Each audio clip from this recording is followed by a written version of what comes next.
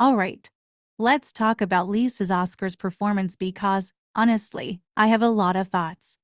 A Blackpink member performing at the freaking Oscars should have been an insane, history-making moment. And in some ways, yeah, it was. But let's be real, was this performance actually as legendary as it could have been? Or was it just a flashy, overhyped moment that didn't really do much for her as an artist? Because it has left a lot of people, fans and casual viewers alike, wondering, was this really it? Let's start with the obvious. Lisa looked absolutely stunning. The stage setup, the visuals, and her confidence were on point. She carried herself like the global superstar she is, and there's no denying she has presence. But then she started singing, and immediately, people started questioning whether she was actually singing live. Let's be real, this is a common issue in K-pop, where backing tracks and pre-recorded vocals are the norm. But this is the Oscars.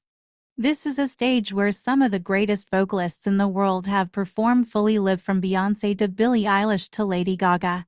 The second Lisa started performing, people online started debating whether she was lip-syncing or if it was just a very heavily assisted vocal track. Many fans defended her, some others pointing out that her microphone could have been adjusted to blend with a backing track. And others argued that it wouldn't make sense for an artist of her caliber to lip-sync at such a prestigious event. But the reality is, if people are debating whether you sang live or not, that's already a problem. Truly great live performances leave no room for doubt.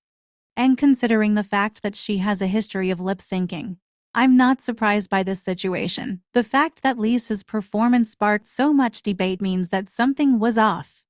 This could have been a chance for Lisa to prove herself outside of Blackpink, to establish herself as a serious solo artist in the eyes of the general public. Instead, her performance became more about whether she could really hold her own as a vocalist rather than celebrating her artistry. And when you're given a once-in-a-lifetime opportunity like performing at the Oscars, that's not the conversation you want people to have afterward. That being said, I personally think that the performance itself was strong in its own right.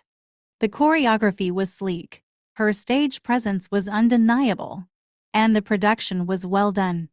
If anything, the backlash just proves that when you're on a stage like the Oscars, every little detail gets scrutinized. Now, the part that confused me about this whole issue was the theme of the performance, because why was Lisa performing a James Bond tribute?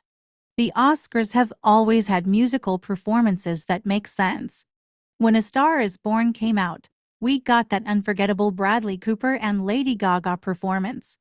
When Billie Eilish did the Bond theme for No Time to Die, she performed it at the ceremony. That all made sense. But there's no new Bond movie. No Bond-related anniversary. No real reason for a Bond tribute in the first place. So why? Don't get me wrong, Lisa, Ray and Doja Cat did their absolute best and ate it up, but it just genuinely caused a lot of confusion because nothing related to Bond has been mentioned for as long as I know, and honestly, I was very much expecting her to perform one of her songs, perhaps Born Again, because I was wondering, why not let her showcase her own music instead of making her cover something that has no connection to her? It almost felt like the Academy just wanted a K-pop moment for the sake of diversity and global reach, without actually putting thought into whether this performance was right for Lisa. But yeah, she still managed to give her best as far as I know, and I commend her for that. Another accusation hanging around on the internet is the claim that she got to perform at the Oscars because of her alleged billionaire boyfriend, Frederick Arnault, pulling some strings.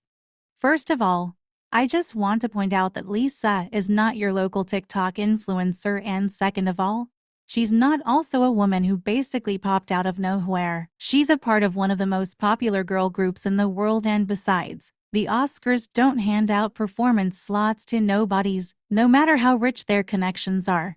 Whether you think she deserved to be there or not, pretending she's only relevant because of a man is just lazy and straight up disrespectful and low-key misogynistic. If you didn't know that. Now, if people want to ask why she got the slot instead of other big stars, that's fair.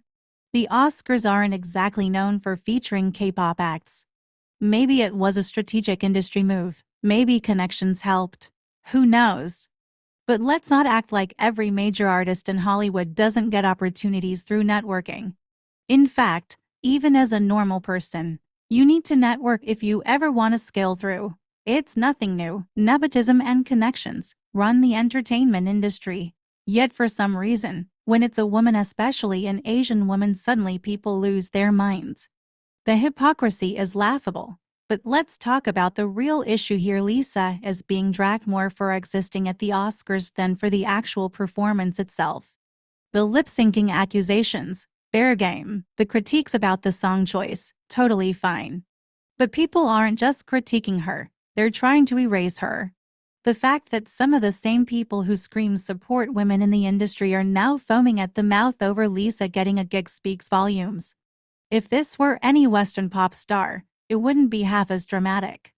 At the end of the day, people need to just admit they don't like her and move on. Instead of disguising their bitterness, it's okay to give some valid and mature criticism on her performance, but only if it doesn't border into hate.